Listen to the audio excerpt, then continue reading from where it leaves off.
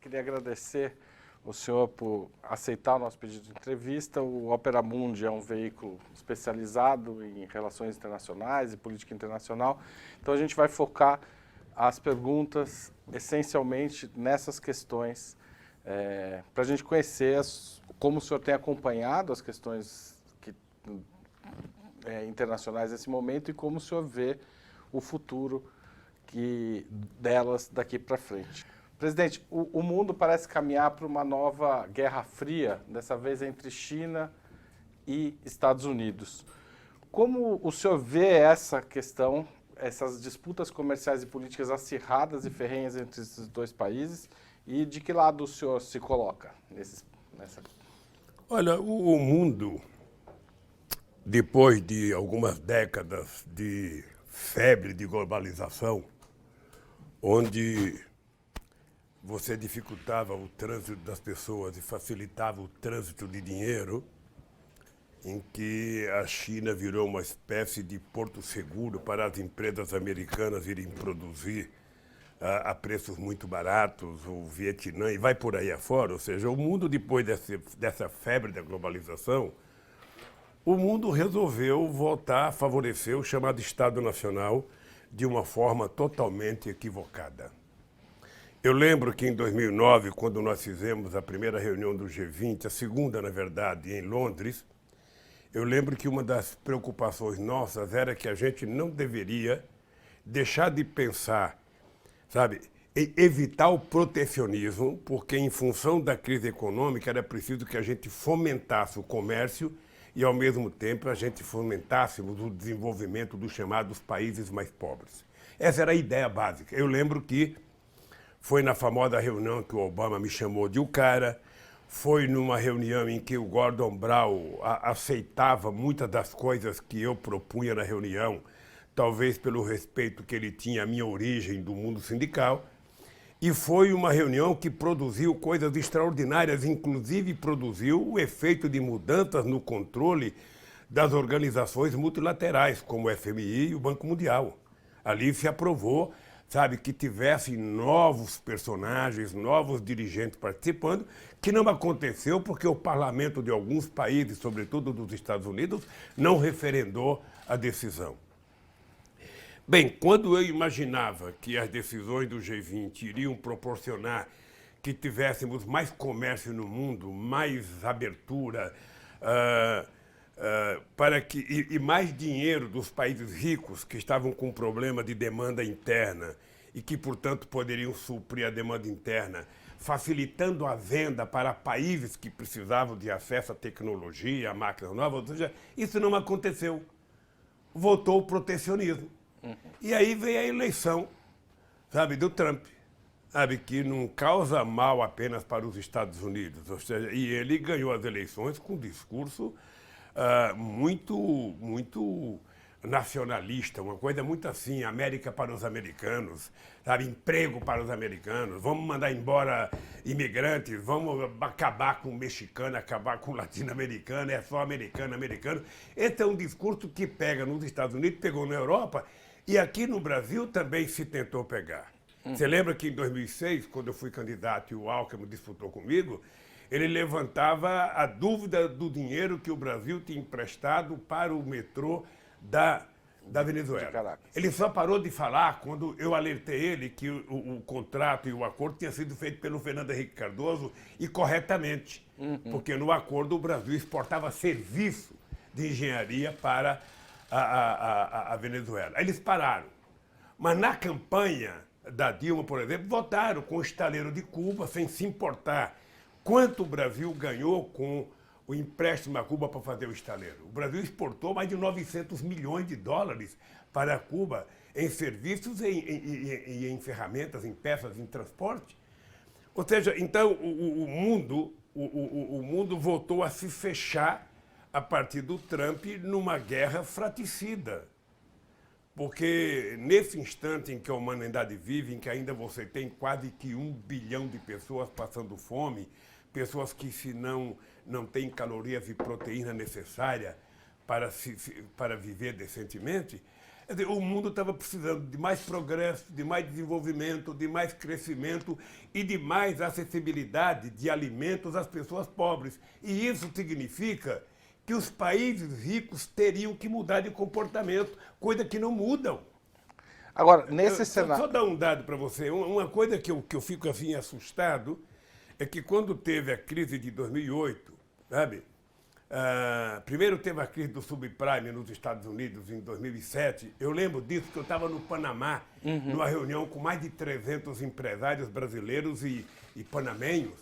E eu lembro a loucura que deu nos empresários que tinham dinheiro nos Estados Unidos e alguns correram logo para lá para tentar resolver o problema do subprime. E depois veio a crise de 2008 com a quebra do Lehman Brothers. Ou seja, em todas essas crises eu nunca vi o FMI se manifestar, ter um discurso, ter uma proposta, o Banco Mundial, sabe? Nunca deram um palpite. O Lehman Brothers já custou mais de 14 trilhões de dólares e até agora o FMI não se mete. E ele se mete muito quando a crise é aqui. Na Argentina já conseguiram colocar a Argentina numa encalacrada. Então eu penso o seguinte, olha, essa crise que nós estamos vivendo agora, essa crise, ela carece da ausência de liderança política, porque crise política se resolve com discussão política, e os Estados Unidos não está nem um pouco interessado em resolver o problema. Brigar com a China é brigar com o maior consumidor deles e o maior exportador deles. Brigar com a China é tentar dizer o seguinte, nós vamos trabalhar para atrapalhar o crescimento econômico no planeta Terra. Presidente, retomando isso, pensando nos BRICS, o senhor acha que os BRICS viveram um ataque político e econômico e a China vive isso agora, o que de alguma forma aconteceu com o Brasil e com a Rússia? Haroldo, os BRICS nunca foram tratados com respeito pelos países ricos, nem pelos europeus e nem pelos americanos. Olha, porque quando nós começamos a fazer as primeiras reuniões dos BRICS, eu pelo menos tinha em conta de que os BRICS tinham que ter um banco de desenvolvimento. E foi criado, sabe, no governo da Dilma. Eu não sei como é que está funcionando agora. Os BRICS tinham interesse de criar uma cesta de moeda para que a gente não ficasse dependente do dólar como moeda para nossas exportações. E o Obama tinha uma preocupação muito grande. Eu lembro que quando nós criamos os BRICS, eu lembro que o Obama tinha preocupação, sabe, se a gente ia criar ou não uma moeda. Quando a gente falava de banco sul-americano, de banco dos BRICS, eles ficavam meio horrorizados que a gente queria criar uma nova moeda. E eu achava que a gente tinha que criar uma moeda para fugir. Você não pode ficar dependente da moeda de um país que tem a máquina de produzir aquela moeda. Você não pode ficar dependente, não era assim. Eles tomaram atitude e, na verdade, eles tomaram para si a ideia de que o dólar seria a moeda internacional para o comércio, sem falar com ninguém. Foram impondo, e o mundo hoje depende disso. Então, eu acho que os BRICS nunca foi bem aceito. Eu acho que os BRICS deixou de fazer algumas coisas porque as pessoas também não sabiam. A gente não sabe de tudo na mesma hora, mas os BRICS devem funcionar como a criação de uma nova proposta de desenvolvimento e uma nova proposta de relações internacionais e comerciais entre os países. O BRICS pode ser um modelo, sabe, para equilibrar o mundo e livrar um pouco o mundo da dependência que o mundo tem da arrogância de alguns governos americanos. Presidente, nesse cenário, qual o papel da esquerda mundial? É retomar a ideia de socialismo ou trabalhar para melhorar a vida dentro do capitalismo?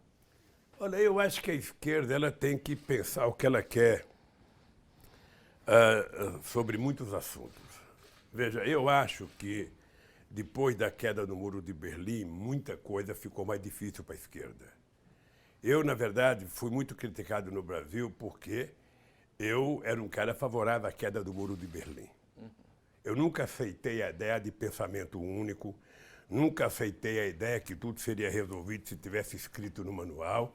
E eu acho que a queda do Muro de Berlim, ela permitiu que a esquerda pudesse voltar a pensar livremente nova forma de organização, a pensar livremente nova forma de fazer sindicalismo, a pensar novamente em brigar para melhorar de vida. Olha, mas isso não aconteceu. Isso não aconteceu. A direita foi muito mais ousada do que a esquerda, porque a direita partiu para temas, muitas vezes temas de interesse eminentemente do Estado. Por exemplo, o discurso contra os imigrantes. Ou seja, o discurso é um discurso muito forte em qualquer país do mundo. Veja o que está acontecendo agora no Brasil com os discursos do governo em relação à Venezuela. Quando começou essa xenofobia contra os imigrantes, eu lembro que eu fui no Ministério da Justiça com o Tarso Genro e assinei a legalização de 150 mil bolivianos que estavam no Brasil para dizer os imigrantes não são os problemas desse país. Os imigrantes, em muitas circunstâncias, eles foram salvação. O Brasil, por exemplo, trouxe muitos imigrantes aqui para, primeiro, misturar a nossa raça, fazer uma miscigenação do povo brasileiro. Segundo, para aprender a produzir, sabe, na agricultura. Terceiro, para ter mão de obra qualificada, não só de negros, mas de europeus. Então, nós não sabemos fazer esse discurso. Tá? Então, eu acho que a esquerda tem que pensar um novo discurso e assumir efetivamente a necessidade de que só vale a pena governar se você tiver com o povo no centro de todas as decisões. Para que você quer governar? Você quer governar para melhorar a vida do povo. Não tem outra razão para você governar. Você não quer ser governo, sabe, pelo menos na lógica da esquerda, para resolver o problema do sistema financeiro. Você não quer governar para resolver o problema dos grandes empresários. Você quer governar para resolver os problemas das pessoas que não têm acesso, as pessoas que estão marginalizadas. E eu lembro que eu tinha divergência com alguns companheiros meus europeus que vinham ao Brasil e eles achavam que o nosso discurso do PT era muito radical. Era muito radical nos dias de hoje, porque eles fizeram esse mesmo discurso nosso logo no pós-guerra ou no começo do século XX, eles fizeram esse mesmo discurso. Agora, como eles conquistaram o chamado Estado de Bem-Estar Social, né, e eu acho que foi uma coisa fantástica pelo seguinte, ninguém agradece aos russos, mas foi graças à Revolução de 17 que fez com que, sabe, os europeus caminhassem para a criação do Estado de Bem-Estar Social, que agora está acabando. Então, o que a esquerda tem que fazer? A esquerda precisa voltar não a construir o seu discurso original, mas a esquerda precisa saber o que está acontecendo no mundo, ou seja, na medida em que você não tem uma confrontação mais direta, você tem apenas um lado capitalista impondo regras, onde tudo é feito em função de melhorar a produtividade, de melhorar a rentabilidade, e não tem nada pensando em como melhorar a humanidade. Como melhorar? Eu quero mais tecnologia para quê? Eu quero mais desenvolvimento para quê? Eu quero mais produção para quê? Tudo só tem sentido se melhorar a vida do povo. O senhor usaria a palavra socialismo para isso ou não? Você pode usar a palavra socialismo. Eu sinceramente, acho que não tem uma única coisa que pode resolver isso. Ou seja, se você achar que em cada país tudo tem que ser igual e você não levar em conta a experiência cultural, a história de cada país, você pode resultar no erro, sabe? De quem construiu o Manifesto Comunista, achar que a partir do manifesto tudo estava resolvido. Não estava. Ou seja, você pode ter um fio condutor, sabe, de uma proposta que pode ser considerada uma proposta socialista, mas para você discutir socialismo, você tem que discutir que tipo de socialismo. Você quer um socialismo onde você tem um partido único? Você quer um socialismo onde o sindicato não possa fazer greve, não possa protestar, não possa ter pauta de reivindicação, não tem liberdade cultural, não tem liberdade religiosa? Esse, para mim, não interessa.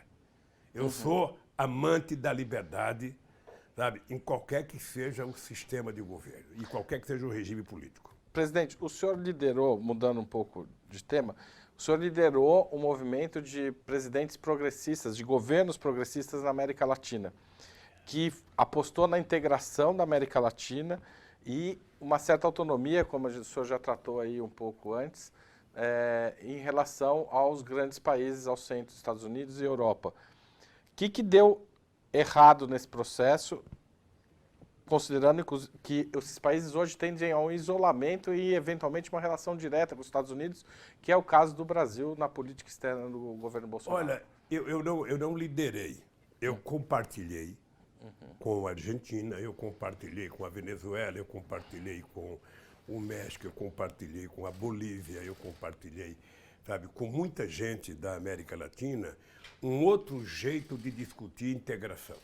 Por isso é que nós nos juntamos para romper com a ideia da ALCA, que a ALCA era uma ideia dos Estados Unidos, sabe, que tinha como objetivo, sabe, fazer um grande acordo com o Brasil e sufocar o restante dos países de economia mais fraca. Então, nós tratamos de fortalecer o Mercosul para poder romper com a ALCA. E rompemos. Rompemos em Mar del Plata com a presença do Bush na reunião, para a gente dizer que a gente queria criar um sistema latino-americano de desenvolvimento.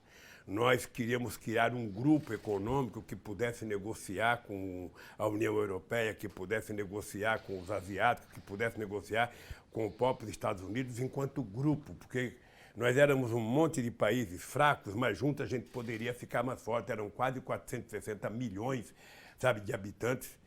E isso foi uma coisa extraordinária. Acho que foi o melhor momento da América Latina. Nós tivemos dificuldade, porque nós ainda tínhamos 500 anos de história em que os países da América do Sul não confiavam no Brasil. As aulas, na maioria das escolas militares dos países da América do Sul, era a aula de colocar o Brasil como inimigo. Né? O Brasil era o inimigo da América do Sul. O pessoal tinha que ter medo do Brasil. No México, pergunta até hoje, por que o empresário mexicano tem medo do empresário brasileiro e não tem medo dos empresários americanos que estão sufocando ele lá dentro? Então, a gente ainda tinha muito preconceito histórico, muita coisa que dificultava criar instituições democráticas. Você sabe que nós, latino-americanos, falamos demais, né? Nós, sabe, para tudo a gente constrói uma tese, constrói um discurso, e isso atrapalha um pouco. Então, eu acho que nós avançamos muito, foi o melhor momento da América Latina, com a criação da Unasul, com a criação da CELAC. Veja, a CELAC foi a primeira reunião que participou Cuba, sem participação dos Estados Unidos e Canadá. Foi a primeira reunião, sabe, que esses dois países não participaram. Foi feita em Sauípe, na Bahia. Depois nós fizemos uma coisa extraordinária, que foi uma reunião entre a América do Sul e os países africanos. Depois nós fizemos uma reunião entre a América do Sul e os países árabes, foi no Congresso Nacional.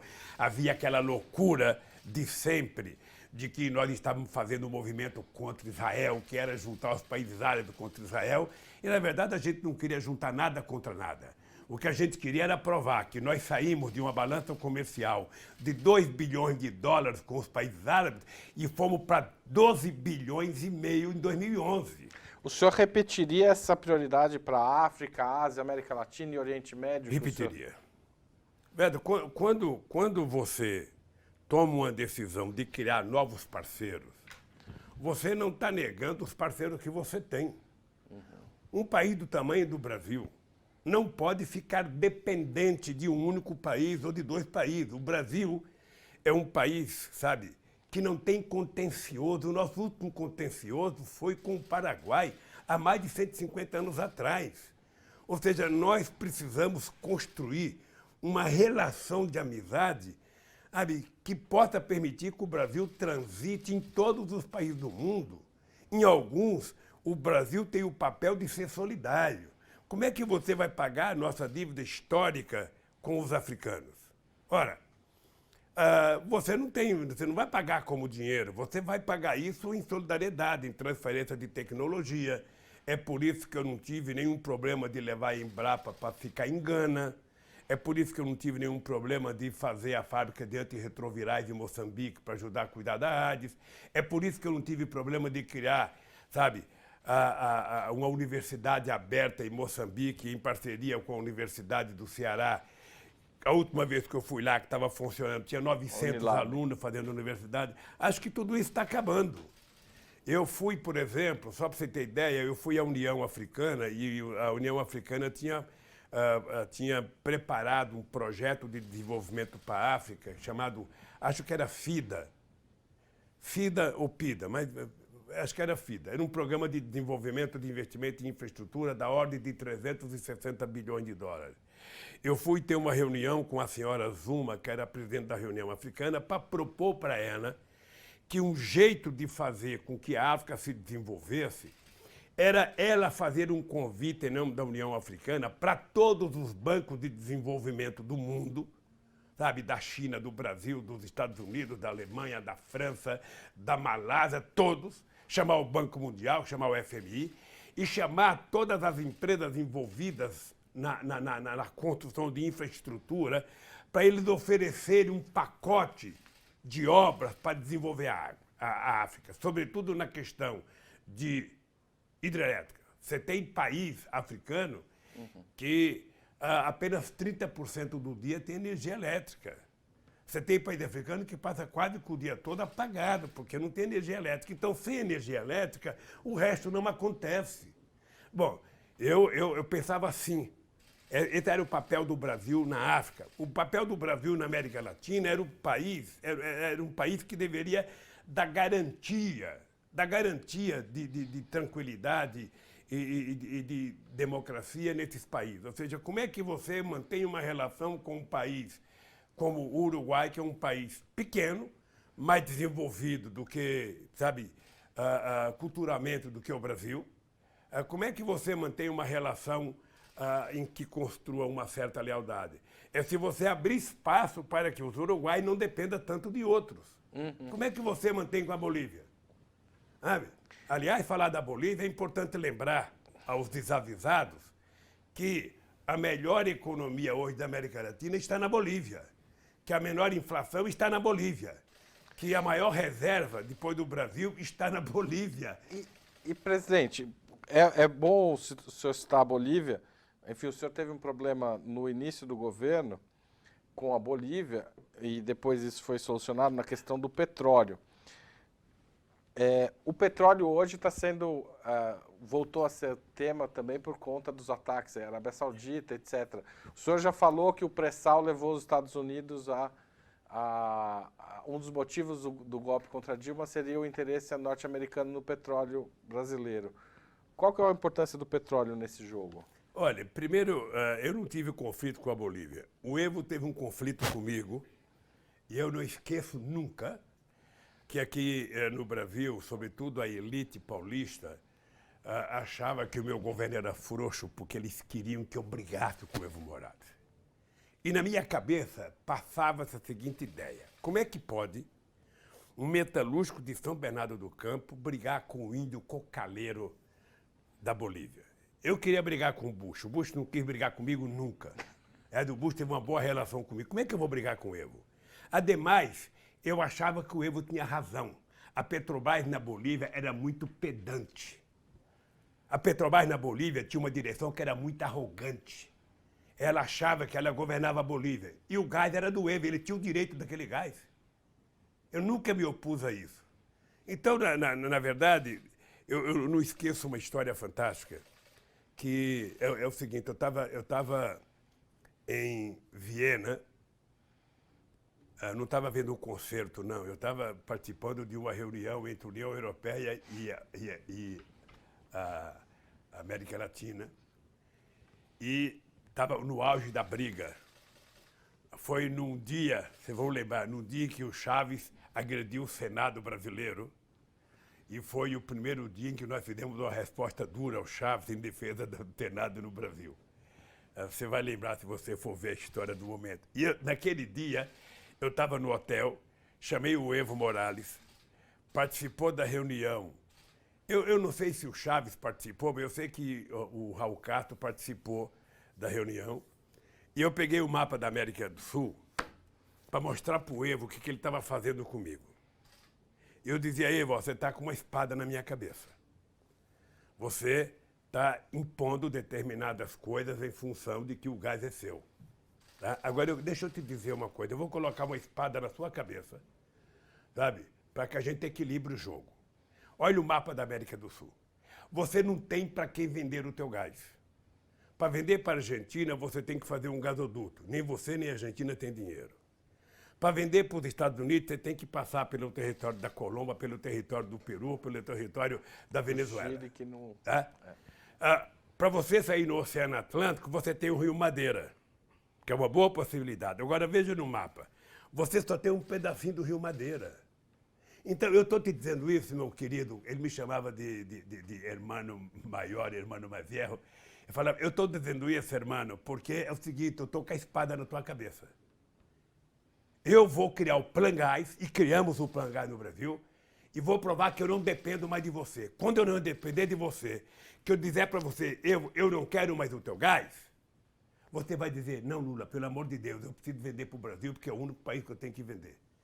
E reconheci que tinha que fazer ajuste do gás da Bolívia, e reconheci que o Brasil tinha que tratar o Evo como um país, a Bolívia como um país soberano. Falei para ela, se você pagar o preço, sabe, o gás é seu, faça o que você quiser. E até hoje eu não sei como é que está agora, mas está vencendo agora, dia 19, o acordo do gasoduto da Bolívia. Eu não sei se o Brasil ainda precisa, se vai renovar. Eu acho que precisa renovar porque a Bolívia é o único país sul-americano superavitário com o Brasil por conta da importação de gás. Mas eu não ia brigar jamais com a Bolívia. A segunda coisa, o problema do petróleo, eu li um livro que me fascinou muito, que foi o livro chamado Petróleo. Eu tenho dificuldade de falar nome em inglês, então eu esqueço com muita facilidade o nome do escritor. Mas é um livro de quase 1000 páginas, em que conta a história do petróleo desde que ele foi descoberto pela primeira vez nos Estados Unidos. De lá para cá, de 1859 até 2019, o petróleo está perdendo agora para a chamada indústria de dados, sabe? Mas a verdade é que o petróleo sempre determinou a política mundial. Sempre. Em todos os momentos. Em todos os momentos. Sabe? O petróleo causou mais guerra do que paz. E sempre na cabeça disso está quem? Os Estados Unidos. Sabe? Hoje todo mundo precisa saber que a guerra do Iraque foi feita por conta do petróleo. Todo mundo precisa saber que a Petrobras descobriu nos anos 80 o maior poço contínuo de petróleo no Iraque, sabe, que tinha por volta, eu não sei o número exato, por volta de 80 bilhões de barris de reserva, e que o Saddam Hussein, quando tomou a informação, tirou a Petrobras de lá e o Brasil pagou vendendo Passat para o Iraque. Esse petróleo estava lá, e é por isso que foi feita a guerra com o Iraque. Não tinha esse negócio de armas químicas. Cadê as armas químicas? Foi esse Bolton que tirou o Bustani da agência que cuidava de armas nucleares e armas químicas, porque o governo brasileiro se acovardou. Então, o petróleo sempre foi o causador. No Oriente Médio, de várias guerras, vários conflitos, vários preços. E agora a mesma coisa. Veja, tentar jogar a culpa em cima do Irã é uma velha tática americana que não sabe trabalhar sem ter o inimigo. O inimigo é sempre ou latino-americano, ou árabe, ou russo. Agora o chinês. Você tem que ter essa cara para ser inimigo. E a cara do anjo salvador da democracia é o americano. Aliás, os americanos, nesse aspecto, são fantásticos. Ou seja, eles tomaram uma surra no Vietnã, que até hoje eles não esqueceram. Mas veja, para a molecada que assiste esse filme desses super-heróis, do Rambo e outros que tais, sabe, um cara sozinho ganha a guerra. Eles ganharam todas as guerras, todas as batalhas no Vietnã, ninguém no teve que Vietnã, perder no a guerra. cinema. Então, os americanos não sabem trabalhar sem ter o inimigo. Tá, então, o inimigo agora é o Irã. Eu só queria lembrar o seguinte, o Irã não é um país qualquer. É preciso respeitar a cultura milenar do Irã. É preciso respeitar os 80 milhões de iranianos. É preciso respeitar a relação do Irã fronteiriça com um país muito importante que é a China. E é importante que se descubra de verdade quem provocou a explosão da refinaria, ao invés de você culpar a priori o inimigo. É mais ou menos o que aconteceu comigo aqui. Mais ou menos, ou seja, inventaram uma mentira. Essa mentira foi comprada e vendida à sociedade pela Globo. A partir da mentira não tem que explicar mais nada. Vamos criar na sociedade uma convulsão de que nós não conseguiremos derrotar o PT em eleições, já tínhamos ganhado 4, íamos ganhar a 5ª, e se tivéssemos chance, íamos ganhar a 6ª, sabe? Porque nós somos melhor do que eles, organizamos melhor do que eles e fizemos mais do que eles. Então encontraram um jeito, contaram uma mentira para a sociedade, eu estou aqui. sabe? Eu estou aqui. Quando essa mentira vai ser desenvolvida e explicada para a sociedade, o Intercept está cumprindo uma parte. Os meus advogados, na minha defesa, cumpriram outra parte. A imprensa brasileira, você tem uma parte da imprensa tão canalha, que eles não deram até hoje uma única notícia da Intercept. Uma notícia. Você pega o Jornal Nacional, só deram para tentar livrar a cara do Faustão. Tá? Aí explicaram.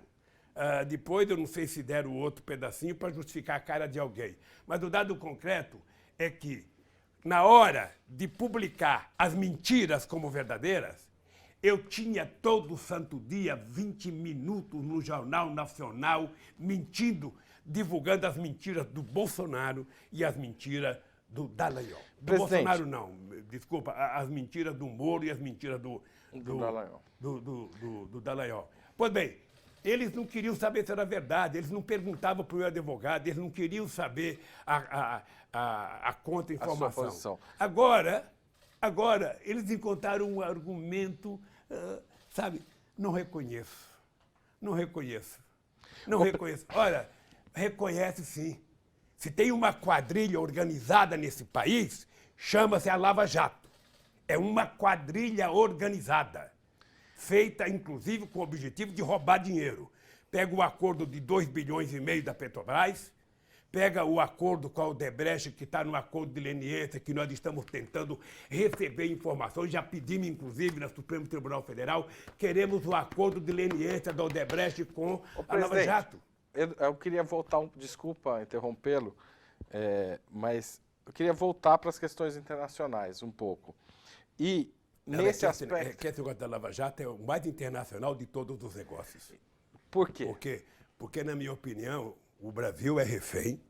O Ministério Público Brasileiro, através do Janot, através do Moro e através da Lava Jato, o Ministério Público Brasileiro se submeteu ao Departamento de Justiça dos Estados Unidos da América do Norte.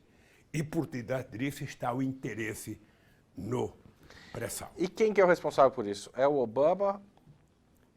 Veja, deixa eu te falar uma coisa. Num país como os Estados Unidos, é muito difícil você culpar o presidente. Eu acho que o presidente é o último a saber. Lá e no Brasil. Mas o senhor se sentiu... Depois eu queria falar de outro assunto, Deixa eu te falar uma coisa. O problema é que desde que nós descobrimos o pré-sal, tá? Veja, pega o mapa e dê uma olhada. O pré-sal está na divisa da fronteira marítima do Brasil. Se não tivesse o MET estendido para 200 milhas, que dá quase 300 quilômetros, é isso? O pré-sal estaria 320. Em águas estrangeiras, em águas internacionais. 320. Então, ele está ali no limite, na divisa. Sabe? Então, o que aconteceu? Logo que nós descobrimos o pré-sal, os americanos logo colocaram para funcionar a quarta frota que tinha sido desativada na Segunda Guerra Mundial, logo depois da Segunda Guerra Mundial. Quando eles fizeram isso, nós discutimos, eu resolvi então propor aos países latino-americanos da América do Sul a criação do Conselho de Defesa da América do Sul, que era para tentar fazer um contraponto. Tá? Eles diziam na época que o petróleo era muito caro, que não dava para explorar. E hoje o barril do petróleo do pré-sal está a $6,5. Eu vi uma entrevista do Estrela esses dias no debate. Está a $6, quase o mesmo preço do petróleo da Arábia Saudita, que é tirado quase que na face da terra. Tá? E vamos buscar ele a quase 7.000 metros de profundidade. E nós tínhamos ideia de que o pré-sal, ele era, quando nós cunhamos a ideia que ele era o passaporte do futuro, é porque nós achávamos que, através do pré-sal, a gente deveria criar mais refinaria para exportar derivados e não óleo cru, e que a gente deveria fazer do pré-sal o passaporte do futuro, ou seja, você destinar uma boa parcela dos recursos do pré-sal para investimento em educação, ciência e tecnologia e saúde. E, ao mesmo tempo, criar uma forte indústria petroleira no Brasil, indústria de gás e óleo, indústria naval. E o ataque da Lava Jato, o senhor acha que está relacionado a impedir isso? Eu acho que está intimamente ligado, porque, veja, você está lembrado que em 2012, se não me falha a memória, eu não lembro as datas, roubaram informações secretas da Petrobras, roubaram um container. Né? Roubaram um container da Petrobras. Até hoje não se sabe onde foi parar esse container com as informações sigilosas da Petrobras. A empresa que dava a certificação para a Petrobras na época parece que era a empresa que era do vice-presidente do Obama. Tá? Ora, os americanos, com as informações da Petrobras, eles tinham importância, por isso é que eles não aceitavam a lei da partilha. O senhor acha que o governo Dilma cai também por conta disso? Eu acho que cai. Era preciso tirar o PT. Tudo bem, presidente, Veja, mas por que, tentaram... que os governos da Bolívia, de Cuba e Venezuela conseguiram resistir e o governo brasileiro não? Olha, deixa eu lhe falar uma coisa para você, porque são coisas diferentes. São coisas diferentes, são culturas diferentes. Na Bolívia, eu lembro que na Venezuela, quando eles deram o golpe no Chaves, em 2000, se não me falha a memória. Um pouco depois. Hein? 2002, eu 2002. Não, 2002, quando eu fui eleito presidente, 2002, quando eles deram o golpe na Venezuela, eu tomei posse em 2003, a primeira coisa que nós fizemos foi criar um grupo de amigos para tentar fazer o referendo revogatório, sabe, que foi uma coisa que deu fôlego ao Chaves para continuar governando a Venezuela, sempre muito tensa. Aqui no Brasil, veja, primeiro, eu não trabalhava com a ideia de que o PSDB e, sobretudo, o Aécio fosse fazer uma campanha do ódio que fizeram contra Dilma e, depois que terminou a campanha que perderam, resolveram boicotar o governo da Dilma. Ou seja, na verdade, quando eles elegeram Eduardo Cunha presidente da Câmara, a ideia era não deixar a Dilma governar. A Dilma tentou mudar, sabe, com a medida provisória, a questão da desoneração, porque a Dilma tinha desonerado entre 2011 e 2014 540 bilhões de reais. Ela queria acabar com a desoneração, porque nenhum caixa consegue perder tanto dinheiro assim. E colocaram o Eduardo Cunha para fazer maldade com ela. Ela mandava, sabe, uma medida provisória para desonerar a fábrica de papel assim, ele desonerava 500 coisas. E foi criando um rombo no governo. E eu acho que nós demoramos para fazer. Quando nós fizemos de forma atabalhoada e perdemos parte da nossa base. Se você for conversar com a CUT, for conversar com as organizações sindicais, você vai perceber que muita gente estava muito puto com o PT, sabe, por conta das propostas de reforma que a gente começou a fazer no final do governo da Dilma. Aí veio a posse, aí a verdade é que a Dilma não conseguiu mais governar. Mas vamos lembrar, para as pessoas perceberem, que o Brasil, em dezembro de 2014, tinha 4,3% ou 4,6% de desemprego. Era o menor da história do Brasil e era um desemprego comparado à Dinamarca, comparado à Finlândia, comparado à Noruega. Sabe?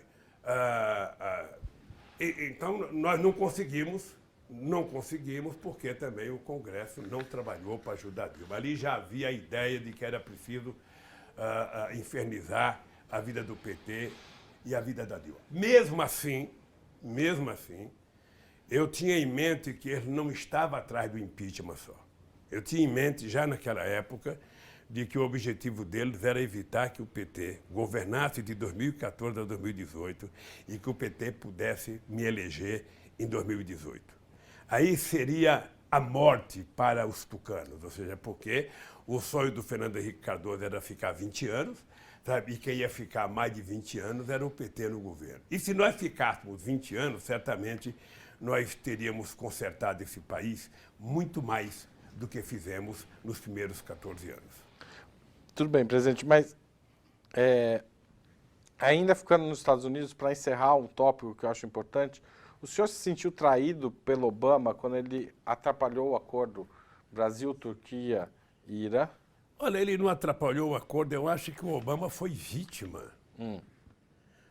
O que ficou claro é o seguinte, nenhum país que compõe o Conselho de Segurança da ONU tinha conversa com o Ahmadinejad. Eu, numa reunião do G20,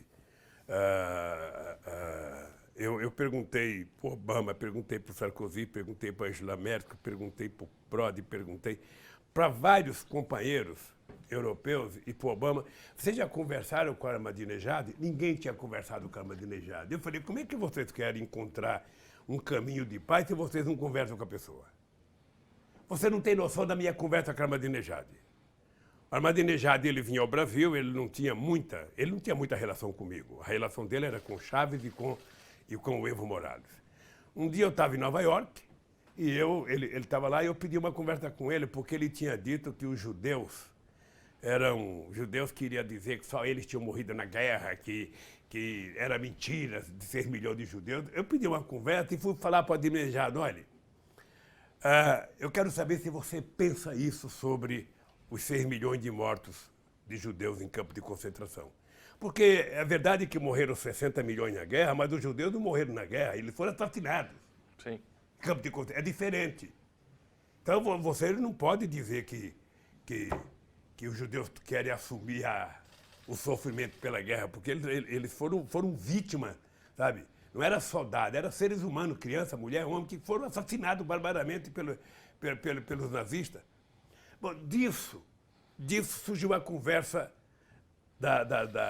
do enriquecimento de urânio. E eu falei para ele, olha, Ahmadinejad, é o seguinte, ó, se você quiser, eu vou a Teherã conversar com você. Agora é o seguinte, eu defendo que você faça o enriquecimento de urânio nos moldes em que o Brasil faz. Sim. O Brasil enriquece urânio para fim científico e o Brasil quer o mesmo para você. Se você estiver disposto a conversar, eu vou ao Irã. E ele topou. Antes de ir, o Celso Amorim foi 2 ou 3 vezes, sabe, de forma meio sigilosa. Eu conversei com o Jintal, eu conversei com o Sarkozy, eu conversei com o Putin, depois eu conversei com o Medvedev. Uns queriam que eu fosse, outros não queriam. Os americanos não queriam que eu fosse, hipótese alguma. Tá? O Obama não queria, depois o Obama achou que ia. O Obama até mandou uma carta para mim de coisas que ele achava que poderia ser negociado. Só que eu acho que o Obama não conversou com a Hillary Clinton. A Hillary Clinton era contra. Olha, eu saí do Brasil para ir a Teherã. Quando eu chego em Moscou, Medvedev, nós fomos fazer uma reunião, o Medvedev falou, Lula, eu recebi um telefonema do Obama pedindo para você não ir porque você vai ser enganado, porque não sei das quantas.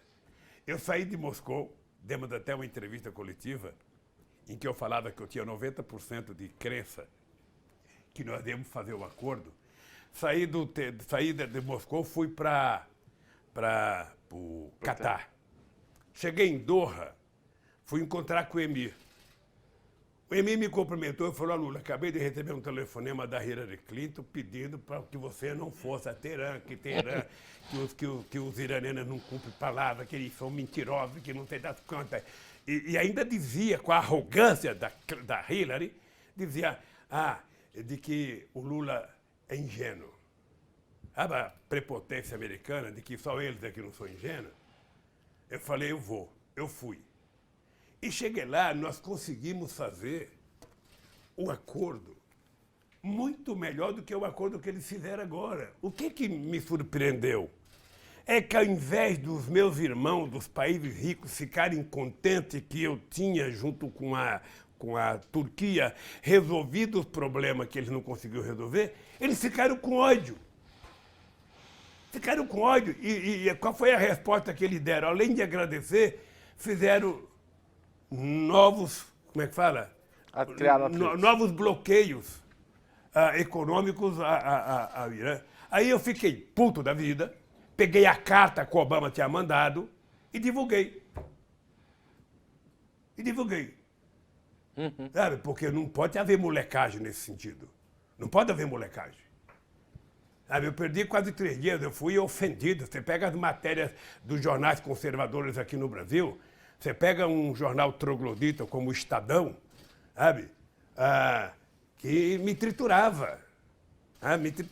Que Lula não tem das contas, Lula vai no eixo do mal, Lula vai não ter das contas, Lula... Sabe? Pois bem, nós conseguimos fazer, Brasil e Turquia, sabe, sob a batuta do meu querido companheiro Celso Amorim, que estamos acabando o tempo, temos 10 minutos. Que eu cansei de elogiar o Celso Amorim como o melhor chanceler do mundo no período em que ele foi meu chanceler. mais competente de todos. Presidente, eu queria falar um pouco de América Latina. A primeira questão, eu queria que o senhor fizesse uma avaliação muito breve sobre a eleição argentina. Qual a sua expectativa com a eleição e se o senhor acha que isso pode abrir um novo ciclo progressista? Temos que ser breve, porque está acabando. Mais do que expectativa, eu tenho desejo que o Fernandes ganhe as eleições. Acho que a Argentina precisa de uma pessoa que pense no povo argentino e não uma pessoa que pense no mercado. O senhor, e qual é o balanço que o senhor faz do Foro de São Paulo nesses 30 anos, pensando um pouco no Brasil e na Argentina especialmente? Olha, eu acho que o Foro de São Paulo ele pode ser maior se ele colocar as pessoas mais importantes para participar do Foro de São Paulo. Por exemplo, eu quando fui presidente eu não participava do Foro de São Paulo, o Chaves não participava do Foro de São Paulo, o Kirchner não participava, ou seja, a gente um pouco que abandona, sabe? E eu acho que o Foro de São Paulo pode ser uma coisa muito importante para a organização política dos setores de esquerda da América Latina. O senhor acha que o fato de vocês não participarem... Desculpa, então. Eu várias vezes fui convidado para ser presidente da Internacional Socialista. Pelo companheiro Sócrates, pelo Felipe González, pelo Zapatero, pelo D'Alema. E eu sempre me recusei. Primeiro porque o Brasil não era... O PT não era filiado à Internacional. Segundo, porque a Internacional tem a cara da Europa. Jamais poderia ser presidida por um latino-americano. Nós temos que criar uma coisa nossa. E o Foro de São Paulo é essa coisa, sabe, que a gente pode criar se a gente quiser. Agora tem mais do Fórum de Puebla, que participa o Haddad, o Celso Amorim, sabe, que pode ser uma coisa interessante.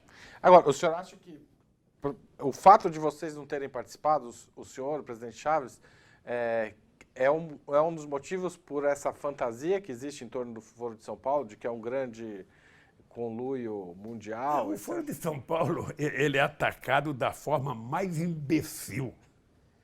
Mais imbecil, se esses trogloditas que atacam o Foro de São Paulo participassem de uma reunião, eles iriam perceber, sabe? Porque, na verdade, eles falam do Foro de São Paulo que eles falam, o que eles falam de tudo. Falam de artistas, falam de cultura, falam de LGBT, falam de sindicato, falam da culta, ou seja, tudo virou monstro para eles. Ou seja, a ignorância do desconhecimento. Essa gente nunca participou de nada, sabe, que fosse plural. E o Fórum de São Paulo é uma coisa plural, é um fórum carente, ele poderia ser mais forte, mais incisivo, sabe, poderia ser uma grande organização. A ausência de vocês, o senhor acha que Eu pode acho que a ausência prejudica. Se você tem um encontro na Venezuela que não participa o maior líder, se você tem no Brasil que não participa, você tem na Argentina que não participa do Uruguai, sabe, obviamente que vai ficar enfraquecido. Presidente, o senhor...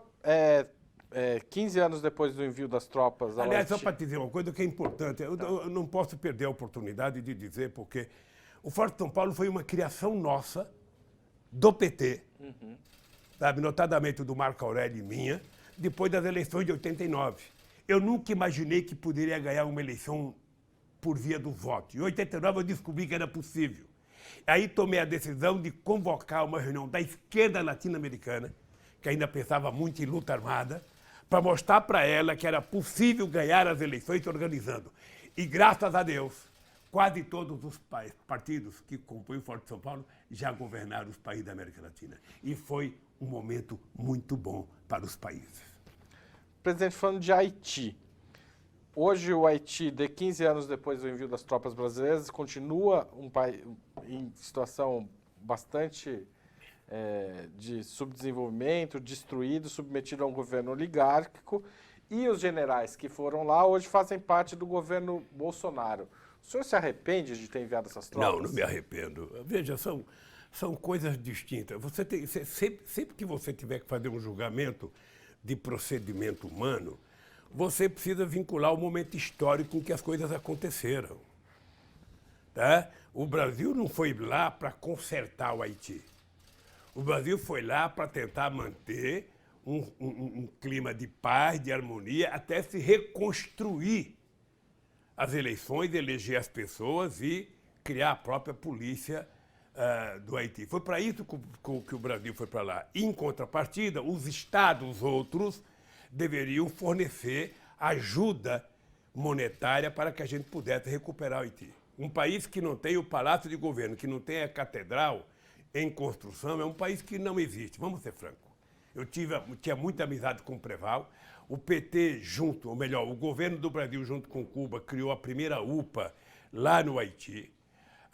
Lamentavelmente, as pessoas são hipócritas, porque as pessoas não dão dinheiro, as pessoas querem dar dinheiro para as ONGs dele lá dentro do país, com a ideia de que tem muita corrupção, então não vou dar dinheiro para o governo, eu vou dar dinheiro para a ONG americana, uma ONG alemã, uma ONG, sabe, quando deveria dar o dinheiro diretamente para o Preval ou para outro presidente que fosse eleito lá. Eu lembro que colocaram o Bill Clinton para ser o arrecadador, não arrecadou nada, tá? E eu não tenho os números, mas se você conversar com o César Amorim, ele te dá. O Brasil parece que foi um dos poucos países que colocou dinheiro em cash no Haiti, porque a gente achava que deveria recuperar o Haiti. O Brasil mandou gente para lá para tentar, sabe, ajudar na recuperação da agricultura familiar, no reflorestamento do Haiti. Agora faz 10 anos que eu deixei o governo. Mas mandou os generais que estão no governo Bolsonaro. Veja, os generais não eram meus. Você sabe que o presidente da República não escolhe general. É uma bobagem imaginar que o presidente indicou tal general. Eles têm uma carreira, sabe? E na carreira que eles têm, eles vão galgando degraus, o alto comando se reúne e acha que fulano de tal é melhor que você, é melhor do que o Breno. Então indica o teu nome. Olha, esse aqui tem mais culturas, é mais assíduo às aulas, sabe atirar melhor, é mais... Então vem essa indicação. Vem junto com o ministro da Defesa e você indica. Você não vai dizer, não, eu não quero esse, eu quero aquele outro, se você não conhece as pessoas. Sabe? Então, veja, é muito difícil. Eu vejo que as pessoas fazem comparação, porque o Allende indicou o Pinochet e o Pinochet foi contra ele. O Allende indicou o Pinochet porque, na época, as informações que ele recebeu era para indicar o Pinochet. Sim. Sabe? Eu nunca pedi favor, eu quero que os militares cuidem do Brasil, da segurança do Brasil. Sabe? Se querem se meter em política, sabe, deixa as fardas. E virem cidadãos civis e concorram, porque sempre se meter em política. Se tem uma coisa que militar nunca deixou de fazer no Brasil, foi política. Desde a proclamação da República. Você acha que eles têm que parar? Nunca ganhar. Não, eu acho que pode fazer, mas quando vai fazer, tira a farda e fala assim, então agora eu vou ser político, vou me submeter ao debate. Faz como fizeram os outros. Agora os caras querem, sabe, encher a máquina de ex-general, de ex não sei das quantas, sabe? Presidente, o senhor torce... O senhor falou que torce pela eleição do Fernandes e para os Estados Unidos em 2020. O senhor torce por alguém? Não, é difícil. Veja, obviamente que eu torço sempre, sabe? Se o Bernie Sanders ganhar as eleições, seria ótimo, sabe? Eu não conheço as pessoas, então eu não tenho como dar palpite sobre outro país. A única coisa que eu acho é que um país como o Brasil é muito importante. A única coisa que falta ao Brasil é o Brasil se respeitar. Sabe, você aprende uma coisa elementar no berço, você aprende com a sua mãe. Você tem que gostar de ser respeitado e você tem que respeitar os outros. Sabe? Por falar nisso, já que o senhor não quer, seria bom o Bernie Sanders, mas política externa do governo Bolsonaro, como o senhor define essa submissão aparente, pelo menos, incondicional à política da Casa Branca? Eu acho humilhante para o Brasil. Não, o papel do Bolsonaro na relação com os Estados Unidos é uma coisa humilhante. O fato de ele indicar o filho para ser embaixador, ele tem o direito de indicar que ele quiser, a prerrogativa do presidente. É preciso saber se a pessoa tem condições, se a pessoa está preparada, porque é a embaixada politicamente mais importante para o Brasil, e que você não tem que estar preocupado em indicar um amigo, você tem que estar preocupado em indicar alguém que possa falar, sabe, do tamanho do Brasil. Alguém que possa representar o Brasil. Eu, sinceramente, não vejo preparo político para que o filho do Bolsonaro seja essa pessoa. Bem, se ele quer arcar com as consequências, que arca, porque a responsabilidade termina sendo do Senado. É o Senado que, em última hipótese, vai investigar, vai pedir para ele fritar um hambúrguer lá dentro do Senado, sabe? Pede para ele assar uma linguiça, pede para fazer qualquer outra coisa, porque só hambúrguer não é credencial para alguém ser embaixador. Ser filho do presidente também não é. Isso aqui não é monarquia. Agora, é importante saber que a responsabilidade é do Bolsonaro indicar, mas quem vai referendar é o Senado. Então a responsabilidade republicana é do Senado.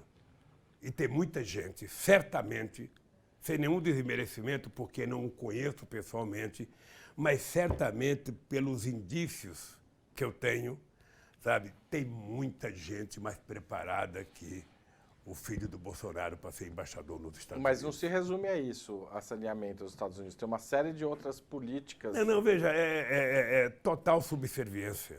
Isso não faz bem para o Brasil. Não faz bem para o Bolsonaro, se você quer saber. Ninguém gosta de quem não se respeita. Ninguém gosta de lambe-botas, sabe? Ninguém gosta de lambe-botas. Presidente, a gente está acabando a entrevista. Queria agradecer mais uma vez. Uma última pergunta. O senhor fala-se muito do senhor Prêmio Nobel da Paz. O senhor imaginou algo que diria caso venha a ser nomeado para o prêmio? Ora, veja, eu não... Toda vez, acho que é a terceira ou quarta vez que alguém diz que vai indicar. Eu, quando ganhei aquele prêmio da Unesco, me disseram lá, o próprio presidente da Unesco, que o próximo passo seria o Nobel da Paz. Eu fico imaginando aqui, eu fiz campanha para Dom Evaristo Arnes, eu fiz campanha para Zilda Arnes, ou seja, nós já tivemos pessoas no Brasil, sabe, extraordinárias, que nunca ganhou um prêmio Nobel da Paz, nós já tivemos gente extraordinária no Brasil que nunca ganhou um prêmio de literatura, ou seja, sabe? Então eu não sei se é o problema da língua portuguesa, se é falta...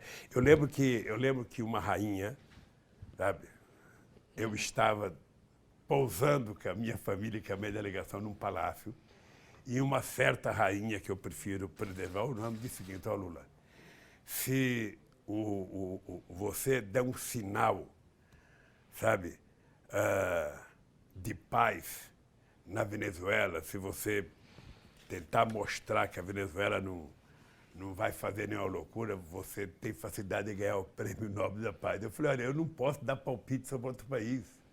Sabe? O Chaves é o que é, o Chaves foi eleito. Você pode criticar o Chaves de qualquer coisa.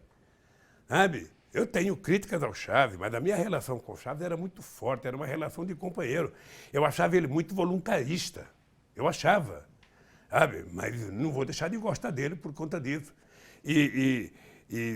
O Chaves fazia eleição a cada 2 anos. Vira e mexe ele tinha uma eleição, vira e mexe ele tinha uma eleição. O problema é que na Venezuela todo mundo falava que era Lula. O Chaves era meu amigo, o Capriles dizia eu sou o Lula da Venezuela, sabe? E nós resolvemos uma coisa fantástica que foi a criação do grupo de amigos. Uma vez eu fui a Letícia, na Colômbia, com o Celso Amorim e com o Marco Aurélio para evitar uma briga entre Chaves e Uribe. Na casa do Uribe, lá em Letícia, nós fizemos um documento lá para mandar para o Chaves, Era uma loucura, era uma loucura. Sabe? Eu cheguei a dizer para o Bush, ó Bush, você quer que o Chaves pare de te encher o saco? Para de encher o saco dele. Pede para a Condoleta não ficar escrevendo artigo contra o Chaves no Miami Herald, ou seja, deixa o Chaves cuidar da vida dele, porque cada vez que você fala uma bobagem, é uma passeata. Cada vez que o Uribe faz bobagem, é uma passeata. Lá e cá. Então parece que tem pessoas que adoram uma briga para poder fazer política. E eu sou um homem de paz. Eu aprendi na minha vida o seguinte: uma boa conversa resolve, sabe, em pouco tempo o que uma grande discussão não resolve a vida inteira. Obrigado, presidente. Obrigado a você. Sabe? Espero que você tenha feito todas as perguntas que você queria fazer. Se Quase tiver todas. alguma coisa importante que eu não respondi, você pode fazer uma carta, mandar para o Marco Aurélio aqui, mandar para os meus advogados aqui, que eles me entregam, e eu posso responder para você por escrito, para que você faça a sua entrevista completa, sabe? E que o Breno não venha depois encher o saco que eu não respondi todas as perguntas. Não vai encher, Tá não. bom? Muito obrigado. Ele mandou um abraço para o senhor. Tá? Até Um mais. abraço, dê um abraço nele.